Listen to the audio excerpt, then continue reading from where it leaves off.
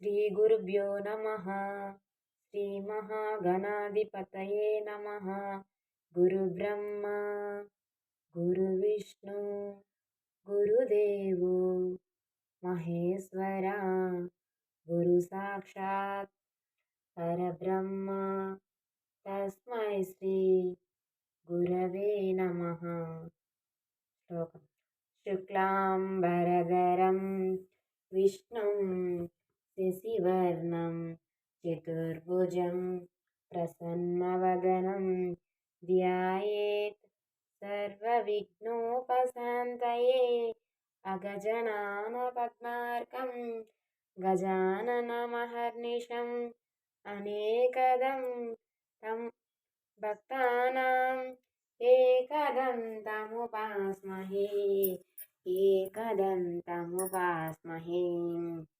वक्रतुण्डमहाकाय कोटिसूर्यसमप्रभा निर्विघ्नं कुरु मे देव सर्वकार्येषु सर्वदा।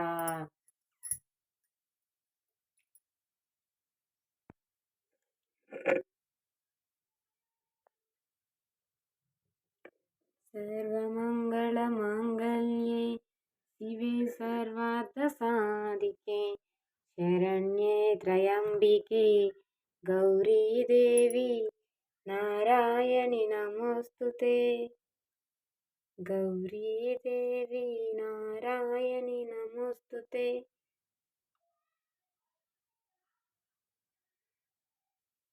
लक्ष्मीं क्षीरसमुद्रराजतनयां श्रीरङ्गदामेश्वरीं दासीभूतसमस्तदेववनितां लोकैकदीपाङ्कुरं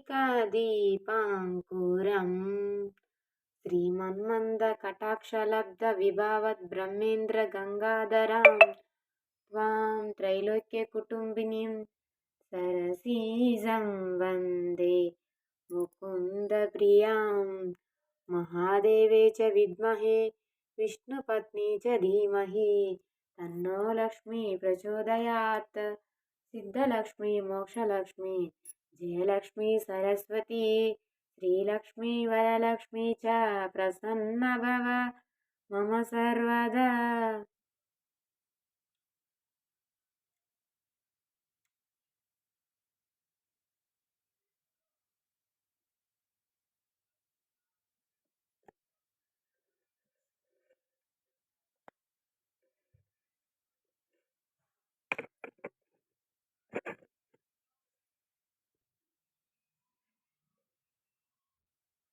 श्रीराम जयं श्रीराम जय राम जय जय राम श्रीराम जय राम जय जय राम श्रीराम जय राम जय जय राम श्रीराम जय राम जय जय राम श्रीराम जय राम जय जय राम श्रीराम जय राम जय जय राम श्रीराम जय राम जय जय राम।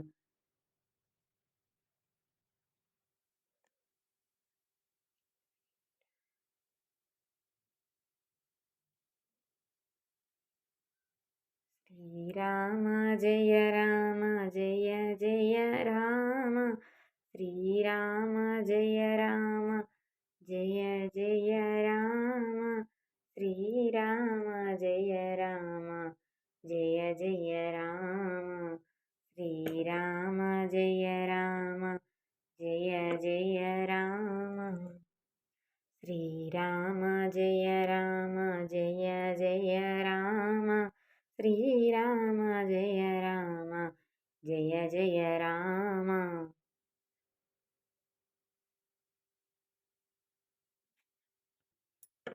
महादेवे च विद्महे विष्णुपत्नी च धीमहि तन्नो लक्ष्मी प्रचोदयात्। सिद्धलक्ष्मी मोक्षलक्ष्मी जयलक्ष्मी सरस्वती श्रीलक्ष्मी वरलक्ष्मी च प्रसन्ना भव मम सर्वदा।